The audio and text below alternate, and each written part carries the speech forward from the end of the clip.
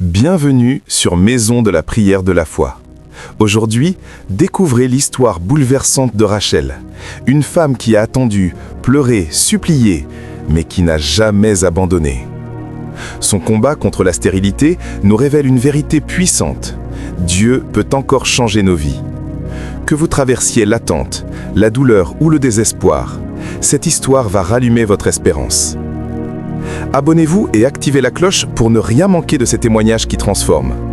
Restez jusqu'à la fin, ça va changer votre vie. Chapitre 1. La douleur de l'attente, quand le silence de Dieu devient insupportable. L'histoire de Rachel commence dans un contexte qui pourrait sembler être une bénédiction, mais qui se transformera en l'une des épreuves les plus douloureuses qu'une femme puisse vivre. Rachel était d'une beauté exceptionnelle. La Bible nous dit qu'elle avait une belle taille et un beau visage. Genèse 29, 17. Mais cette beauté extérieure cachait une blessure profonde, une souffrance que personne ne pouvait voir, l'incapacité d'enfanter. Imaginez la scène. Rachel se réveille chaque matin aux côtés de Jacob, l'homme qui l'aime passionnellement, celui qui a travaillé 14 années pour pouvoir l'épouser. Oui, vous avez bien entendu, 14 années. 7 ans pour obtenir sa main, puis 7 autres années parce que son père Laban l'avait trompé en lui donnant d'abord sa sœur aînée Léa. Quelle preuve d'amour! Jacob aimait Rachel plus que tout au monde. Mais cet amour, aussi intense soit-il, ne pouvait pas combler le vide qui grandissait dans son cœur jour après jour. Pourquoi ce vide? Parce que dans la culture de l'époque, une femme sans enfant n'était pas simplement malheureuse, elle était considérée comme maudite. Son identité même était remise en question. Sa valeur aux yeux de la société était pratiquement nulle. Et le pire dans tout cela, sa propre sœur, Léa, enfantait sans cesse. Pendant que Rachel attendait, priait, espérait, Léa donnait naissance à un fils après l'autre. Ruben, le premier-né. Elle dit « L'Éternel a vu mon humiliation ». Siméon, le deuxième. Elle dit « L'Éternel a entendu que je n'étais pas aimée ». Lévi, le troisième. Elle espérait « Cette fois, mon mari s'attachera à moi ». Judas, le quatrième. Elle louait l'Éternel. 4 fils, 4 preuves vivantes que Dieu écoutait Léa, mais apparemment pas Rachel. Imaginez Rachel regardant ses enfants grandir sous son propre toit. Imaginez-la entendant leurs rires, leurs premiers mots, leurs premiers pas. Chaque sourire d'enfant était comme un poignard dans son cœur. Chaque « maman » prononcée par les fils de Léa lui rappelait cruellement ce qu'elle n'avait pas. Ce n'était pas de la jalousie ordinaire, c'était une torture quotidienne. Et que faisait Jacob pendant ce temps? Il aimait Rachel, certes, mais il ne pouvait pas comprendre sa douleur. Les hommes de cette époque mesuraient leur bénédiction au nombre de leurs fils. Jacob avait déjà 4 fils en bonne santé. Pour lui, la famille prospérait. Mais pour Rachel, chaque naissance de Léa était un rappel de son propre échec. La Bible nous révèle alors un moment d'une intensité dramatique absolue, un moment où la douleur de Rachel atteint un point de rupture. Genèse 31 nous dit « Lorsque Rachel vit qu'elle ne donnait point d'enfant à Jacob, elle porta envie à sa sœur, et elle dit à Jacob, « Donne-moi des enfants, ou je meurs. Donne-moi des enfants, ou je meurs. » Laissez ces mots résonner dans votre esprit. Ce n'est pas une simple demande, ce n'est pas un désir passager, c'est un cri de désespoir absolu. Rachel était au bord du gouffre, elle ne voyait plus aucune raison de vivre sans enfant. Son identité, sa dignité, son espérance, tout reposait sur cette unique requête, un enfant. Mais écoutez la réponse de Jacob.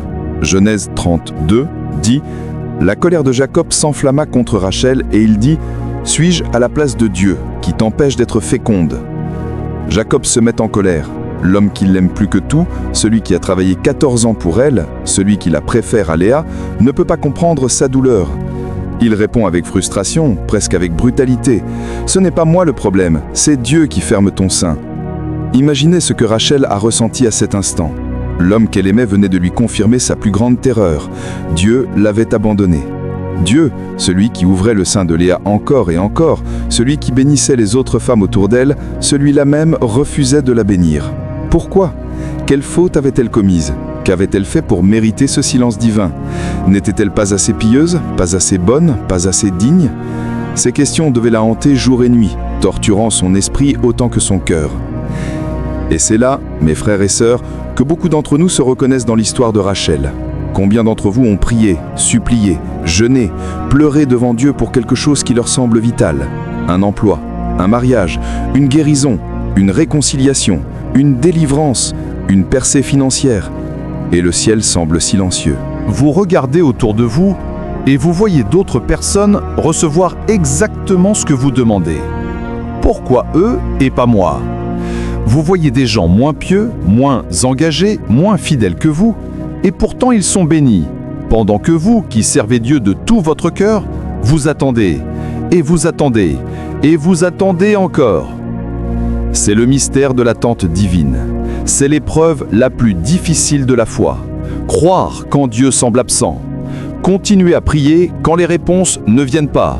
Continuer à faire confiance quand tout autour de vous crie « Dieu t'a oublié ». Rachel, dans son désespoir, prend alors une décision. Elle donne sa servante Bilha à Jacob, selon la coutume de l'époque, pour qu'elle enfante à sa place. C'était une pratique légale et acceptée, mais c'était aussi un aveu de défaite. Rachel abandonnait l'espoir que Dieu agisse directement pour elle. Elle prenait les choses en main. Bilha enfante Dan, et Rachel s'exclame « Dieu m'a rendu justice, il a entendu ma voix ». Puis Bilha enfante Nephtali, et Rachel dit « J'ai lutté divinement contre ma sœur, et j'ai vaincu ». Mais remarquez quelque chose de crucial. Ces enfants ne sont pas vraiment les siens. Ils portent peut-être son nom légalement, mais ils ne sont pas nés de son sein. Ce ne sont pas ses fils biologiques. C'était une solution humaine à un problème divin. Et comme toutes les solutions humaines face aux promesses de Dieu, elle ne pouvait pas satisfaire véritablement son cœur. Pendant ce temps, Léa continue d'enfanter. Gad et Azer naissent de sa servante Zilpa. Puis Issachar et Zabulon naissent de Léa elle-même. 6 fils directs pour Léa, plus 2 par sa servante. Et comme si cela ne suffisait pas, Léa enfante également Dina, une fille. 9 enfants pour Léa, 0 pour Rachel. Vous imaginez la scène familiale? La tente de Jacob était remplie d'enfants qui ne lui appartenaient pas. Chaque repas, chaque fête, chaque moment de joie familiale était un rappel cruel de sa stérilité. Les années passaient et rien ne changeait. Mais voici ce que nous devons comprendre, mes bien-aimés. Dieu n'avait pas oublié Rachel. Le silence de Dieu n'est jamais un abandon. Quand Dieu semble lent à répondre, ce n'est pas parce qu'il est indifférent, c'est parce qu'il prépare quelque chose de plus grand. Rachel ne le savait pas encore, mais son attente n'était pas vaine. Sa souffrance n'était pas sans but. Dieu était en train d'écrire une histoire qui traverserait les siècles, une histoire qui inspirerait des millions de personnes confrontées à l'attente et au désespoir. Et puis, après des années de larmes, après des années de prières apparemment sans réponse, après des années où elle a dû regarder sa sœur être bénie encore et encore, quelque chose change. Genèse 30, 22 nous donne ces mots extraordinaires, ces mots qui changent tout. Dieu se souvint de Rachel. Dieu l'exauça et il la rendit féconde. Dieu se souvint de Rachel. Ce n'est pas que Dieu l'avait oubliée avant, c'est que le temps de Dieu était enfin arrivé. Le moment que Dieu avait choisi depuis le début. Le moment parfait dans le plan parfait de Dieu. Rachel conçoit et enfante un fils. Et écoutez le nom qu'elle lui donne. Joseph, qui signifie qu'il ajoute. En le nommant ainsi, Rachel fait 2 déclarations prophétiques. Premièrement, elle dit « Dieu a enlevé mon opprobre. Son déshonneur est effacé. Sa honte est terminée. Elle n'est plus la femme stérile. Elle est maintenant une mère. » Mais deuxièmement, et c'est encore plus puissant, elle dit que l'Éternel m'ajoute un autre fils. Même dans sa victoire, même après avoir enfin obtenu ce qu'elle désirait si ardemment, Rachel continue à croire pour davantage. Elle ne se contente pas de ce qu'elle a reçu. Elle croit que Dieu peut faire encore plus. Et c'est ici, mes frères et sœurs, que nous voyons la transformation de Rachel. La femme qui était prête à mourir si elle n'avait pas d'enfant, la femme qui était consumée par la jalousie et le désespoir, est devenue une femme de foi audace. Au lieu de dire « Merci pour ce fils, je suis satisfaite », elle dit « Donne-moi-en un autre ».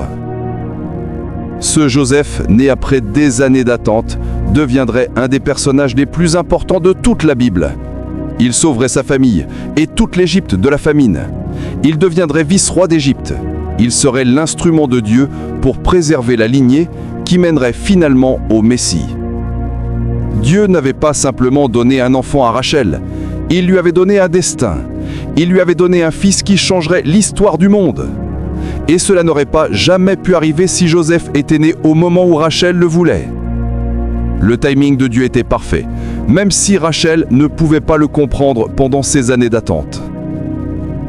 Mais l'histoire ne s'arrête pas là. Rachel, fidèle à sa prière, enfantera un deuxième fils, Benjamin. Malheureusement, cet accouchement lui coûtera la vie. Alors qu'elle est en train de mourir, elle nomme son fils Ben-Oni, fils de ma douleur. Mais Jacob, refusant que son fils porte un nom de tristesse, le renomme Benjamin, fils de ma main droite, symbolisant la force et la faveur. Rachel meurt en donnant la vie. Elle obtient finalement ce qu'elle désirait tant, 2 fils de son propre sein, mais au prix ultime. C'est une fin tragique, mais aussi profondément significative. Sa vie nous enseigne que les bénédictions de Dieu viennent parfois avec un coût, mais qu'elles s'en valent toujours la peine. Alors, que devons-nous retenir de ce premier chapitre de l'histoire de Rachel? Plusieurs leçons cruciales. Premièrement, votre douleur n'est pas votre destinée.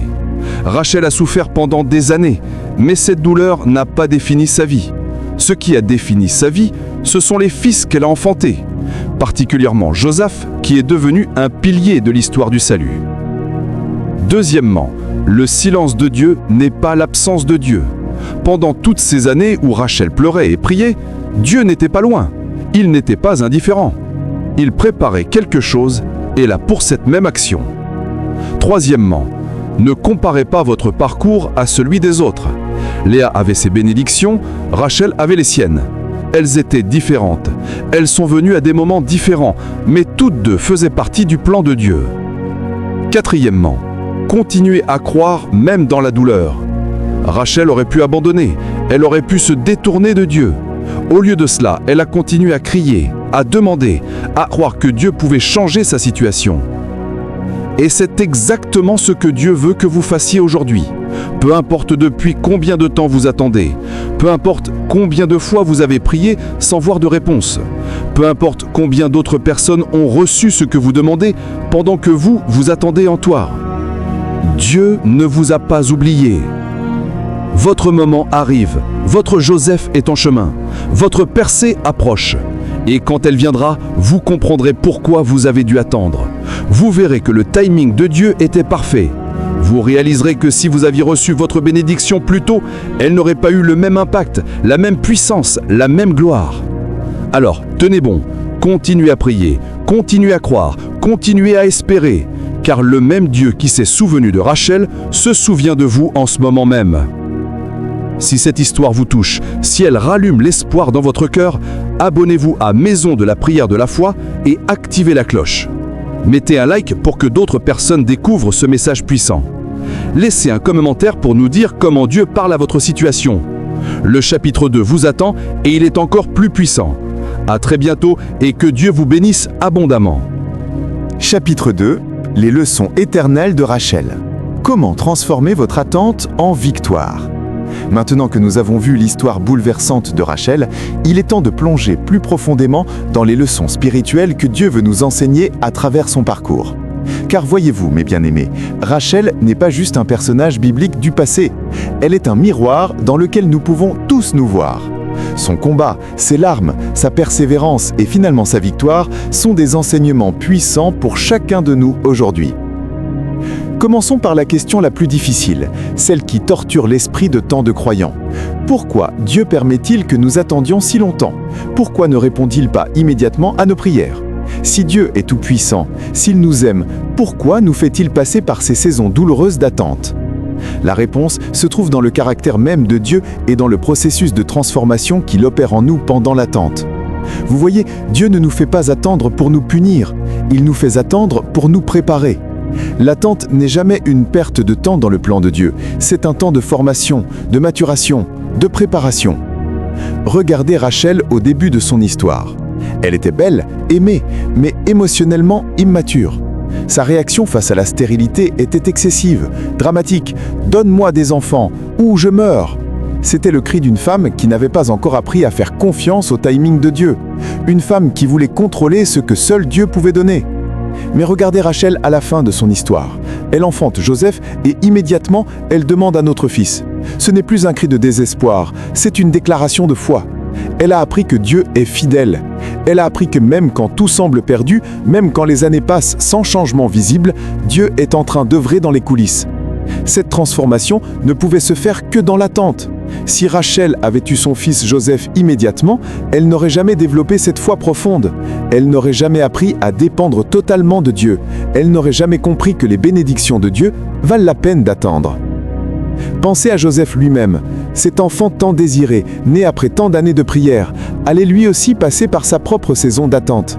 Vendu comme esclave par ses frères à 17 ans, emprisonné injustement en Égypte, il attendra 13 années avant de voir la réalisation de ses rêves. 13 années de souffrance, d'injustice, d'attente apparemment sans fin. Mais c'est précisément cette attente qui a préparé Joseph à devenir vice-roi d'Égypte. S'il était devenu leader à 17 ans, il n'aurait pas eu la maturité, la sagesse, la patience nécessaires pour gérer une telle responsabilité. Les années d'attente n'étaient pas une punition, c'était une promotion en préparation. De la même manière, mes frères et sœurs, votre saison d'attente n'est pas un châtiment, c'est une école. Dieu est en train de vous enseigner des leçons que vous ne pourriez apprendre nulle part ailleurs. Il développe en vous le caractère, la foi, la persévérance, la profondeur spirituelle que vous aurez besoin quand votre bénédiction arrivera enfin. Maintenant, regardons une autre dimension cruciale de l'histoire de Rachel, la jalousie et la comparaison. La Bible nous dit clairement que Rachel porta envie à sa sœur. Cette jalousie a empoisonné sa vie pendant des années. Chaque fois que Léa enfantait, au lieu de se réjouir, Rachel s'enfonçait davantage dans l'amertume. Et n'est-ce pas exactement ce que nous faisons aujourd'hui ? Nous regardons les réseaux sociaux et nous voyons les autres réussir, se marier, avoir des enfants, obtenir des promotions, voyager, prospérer. Et au lieu de nous réjouir avec eux, nous nous sentons diminués. Nous nous demandons « Pourquoi pas moi ? Qu'est-ce qu'ils ont que je n'ai pas ?» Écoutez bien cette vérité libératrice. La bénédiction de quelqu'un d'autre n'est pas le refus de votre bénédiction. Le fait que Dieu ait ouvert le sein de Léa ne signifiait pas qu'il avait fermé définitivement le sein de Rachel. Ce n'était pas une compétition. Dieu avait un plan pour Léa et un plan pour Rachel, et ces deux plans étaient différents, mais tous deux magnifiques.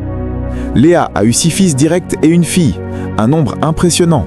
Mais c'est Joseph, le fils de Rachel, qui est devenu le sauveur de toute la famille. C'est lui qui a reçu la tunique de plusieurs couleurs, symbole de la faveur spéciale de Jacob. C'est lui qui a eu les rêves prophétiques. C'est lui qui est devenu le second personnage le plus puissant d'Égypte. Dieu ne donne pas à tout le monde les mêmes bénédictions, mais il bénit chacun selon son plan unique. Arrêtez de mesurer votre vie à l'aune de celle des autres. Arrêtez de penser que vous êtes en retard parce que d'autres ont déjà reçu ce que vous attendez. Vous n'êtes pas en retard, vous êtes exactement à l'heure dans le plan de Dieu pour votre vie. Il y a une autre leçon puissante dans l'histoire de Rachel, le danger de chercher des solutions humaines aux promesses divines. Quand Rachel a donné sa servante Bila à Jacob, elle cherchait à forcer la main de Dieu. Elle prenait des choses en main selon la coutume humaine, au lieu d'attendre que Dieu agisse selon sa manière divine. Dan et Nephtali, les fils de Bila, étaient légalement les fils de Rachel. Mais ce n'était pas la même chose. Ce n'était pas ce que Dieu voulait lui donner. C'était une solution de compromis, une solution d'impatience. Combien d'entre nous font la même erreur aujourd'hui ? Dieu promet de nous donner un conjoint, mais nous nous impatientons et nous entrons dans des relations qui ne sont pas sa volonté. Dieu promet de pourvoir à nos besoins, mais nous nous endettons dangereusement par impatience. Dieu promet de nous élever, mais nous utilisons des moyens malhonnêtes pour accélérer notre ascension. Les solutions humaines donnent toujours des résultats limités. Mais quand vous attendez que Dieu agisse à sa manière et en son temps, ce qu'il donne est toujours plus grand, plus glorieux, plus parfait que ce que vous auriez pu obtenir par vos propres efforts. Rachel a finalement compris cette leçon. Elle a arrêté d'essayer de manipuler la situation. Elle a arrêté de chercher des raccourcis. Et c'est après qu'elle ait lâché prise que la Bible nous dit « Dieu se souvint de Rachel ». Le lâcher prise n'est pas l'abandon de la foi, c'est sa forme la plus élevée. C'est dire à Dieu « Seigneur, je désire toujours cette bénédiction, mais je te fais suffisamment confiance pour croire que tu sais mieux que moi quand et comment me la donner. » Regardons maintenant un aspect souvent négligé de l'histoire de Rachel, l'amour de Jacob pour elle. Malgré sa stérilité, malgré les années qui passaient, malgré le fait que Léa lui donnait fils après fils, Jacob n'a jamais cessé d'aimer Rachel plus que tout. Elle restait sa préférée, son premier amour, celle pour qui il avait travaillé 14 ans. Cet amour inconditionnel de Jacob est une image magnifique de l'amour de Dieu pour nous. Dieu ne vous aime pas pour ce que vous produisez, il ne vous aime pas pour vos réussites, vos performances, vos fruits. Il vous aime simplement parce que vous êtes à lui. Rachel était stérile, mais elle était aimée. Vous pouvez vous sentir improductif, inutile, comme si vous n'apportiez rien de valeur, mais vous êtes infiniment aimé de Dieu. Votre valeur ne dépend pas de ce que vous accomplissez, mais de qui vous appartenez, et vous appartenez au Dieu Tout-Puissant. Parlons maintenant d'une dimension prophétique extraordinaire, la mort de Rachel et sa signification. Rachel meurt en donnant naissance à Benjamin, sur le chemin vers Bethléem. Son tombeau se trouve encore aujourd'hui près de cette ville. Et devinez quoi ? C'est à Bethléem que Jésus, le Sauveur du monde, naîtra des siècles plus tard. Le prophète Jérémie fera même référence à Rachel dans une prophétie messianique. On entend des cris à Rama, des lamentations, des larmes amères. Rachel pleure ses enfants. Elle refuse d'être consolée sur ses enfants car ils ne sont plus. Jérémie 31:15. Cette prophétie s'accomplira lors du massacre des innocents par Hérode, quand il cherchera à tuer l'enfant Jésus. Les larmes de Rachel, qui pleurait parce qu'elle n'avait pas d'enfant, deviennent symboliquement les larmes d'une mère qui pleure pour tous les enfants d'Israël. Vous voyez comment Dieu a tissé l'histoire de Rachel dans le tissu même du plan de rédemption ? Sa souffrance n'était pas vaine, ses larmes n'étaient pas oubliées. Dieu les a inscrites dans l'histoire du salut de l'humanité. Et si Dieu a fait cela pour Rachel, que fera-t-il avec votre histoire ? Vos larmes ne sont pas perdues, vos prières ne sont pas ignorées. Dieu est en train d'écrire une histoire avec votre vie, une histoire qui aura un impact éternel, même si vous ne pouvez pas encore le voir. Maintenant, permettez-moi de partager avec vous les applications pratiques de l'histoire de Rachel pour votre vie aujourd'hui. Première application, nommez votre Joseph. Rachel a appelé son fils Joseph, qu'il ajoute, comme une déclaration de foi. Quelle est la chose que vous appendez de Dieu ? Donnez-lui un nom. Déclarez-le. Ne restez pas vague dans vos prières. Soyez spécifique.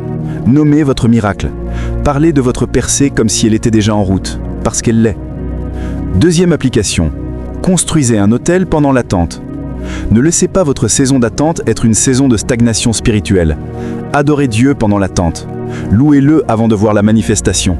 Construisez votre relation avec lui maintenant, pas seulement quand vous recevrez votre bénédiction. Parce que la vraie bénédiction, c'est Dieu lui-même, pas juste ce qu'il donne.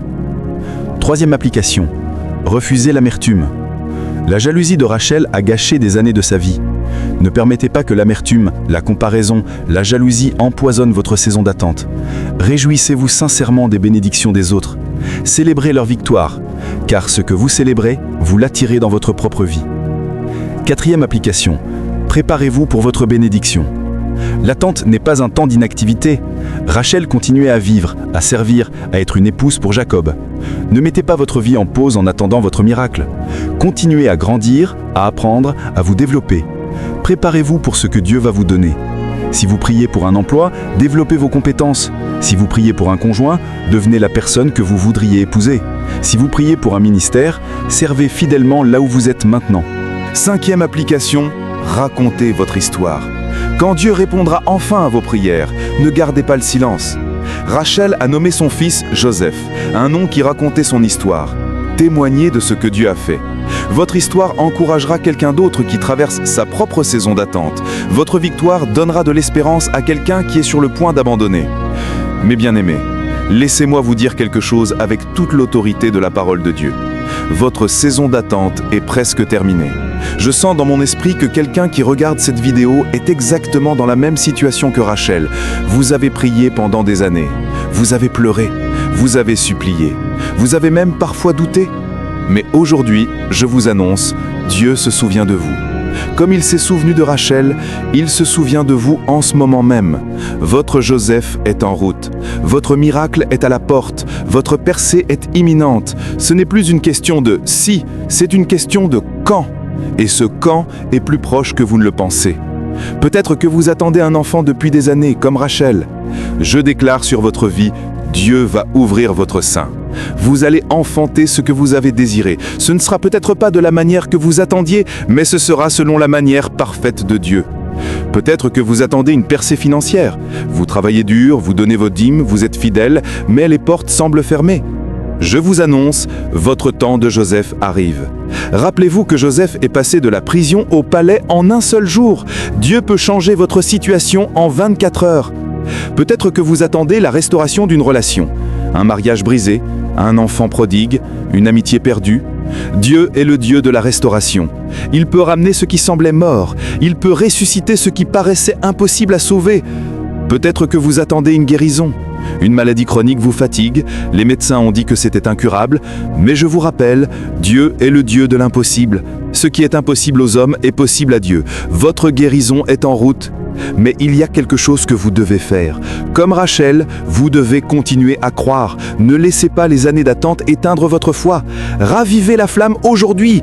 Recommencez à prier avec ferveur. Recommencez à déclarer vos promesses. Recommencez à agir comme si votre miracle était déjà accordé, parce qu'il l'est dans les lieux célestes. L'histoire de Rachel nous enseigne une vérité finale et absolument essentielle.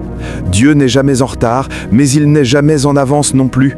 Il arrive toujours exactement au bon moment, et quand il agit, c'est avec une telle précision, une telle perfection que vous comprenez instantanément pourquoi vous avez dû attendre.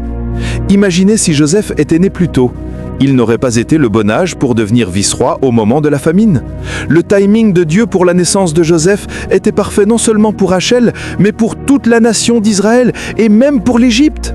Un seul homme, né au bon moment, a sauvé des millions de personnes. Votre bénédiction n'affecte pas seulement vous, elle affectera votre famille, votre communauté, votre génération. C'est pourquoi Dieu prend le temps de tout aligner parfaitement. Il ne vous fait pas attendre pour vous punir, il vous fait attendre parce qu'il prépare quelque chose de tellement grand que ça nécessite une préparation minutieuse. Alors aujourd'hui, je vous invite à prendre une décision. Allez-vous faire confiance au timing de Dieu? Allez-vous croire que même si vous ne comprenez pas pourquoi vous attendez, Dieu, lui, sait exactement ce qu'il fait? L'histoire de Rachel est votre histoire. Sa victoire annonce votre victoire. Son miracle préfigure votre miracle. Si Dieu l'a fait pour elle, il le fera pour vous. Car le Dieu qui a entendu les cris de Rachel il y a des millénaires entend vos cris aujourd'hui. Le Dieu qui a transformé sa stérilité en fécondité peut transformer votre situation stérile en abondance. Le Dieu qui lui a donné Joseph, celui qui a sauvé sa famille, peut vous donner la solution qui sauvera votre situation. Alors levez-vous dans la foi, secouez le découragement, rejetez le doute, déclarez avec autorité « Mon temps est arrivé, ma saison change aujourd'hui, Dieu se souvient de moi et il est en train d'agir en ma faveur en ce moment même. » Dieu peut encore changer vos vies. Ce n'est pas juste un slogan, c'est une réalité biblique, c'est une promesse divine, c'est une certitude pour tous ceux qui ne cessent pas de croire. Rachel a attendu, elle a pleuré, elle a souffert, mais finalement, elle a reçu. Et vous aussi vous recevrez. Votre Joseph arrive, votre miracle est à la porte, votre percée est imminente. Que votre temps de témoignage commence. Amen et amen. Vous avez été touché par cette histoire? Vous sentez que Dieu vous parle à travers le témoignage de Rachel? Alors abonnez-vous à Maison de la prière de la foi et activez la cloche pour ne manquer aucun message qui changera votre vie. Mettez un like si vous croyez que Dieu peut encore changer vos vies. Et surtout, partagez cette vidéo avec quelqu'un qui a besoin d'espérance aujourd'hui. Dans les commentaires, écrivez « Mon temps est arrivé » pour déclarer votre foi. Que Dieu vous bénisse abondamment et qu'il accomplisse dans votre vie ce qu'il a commencé. À très bientôt pour une nouvelle histoire qui va transformer votre foi. Dieu vous bénisse.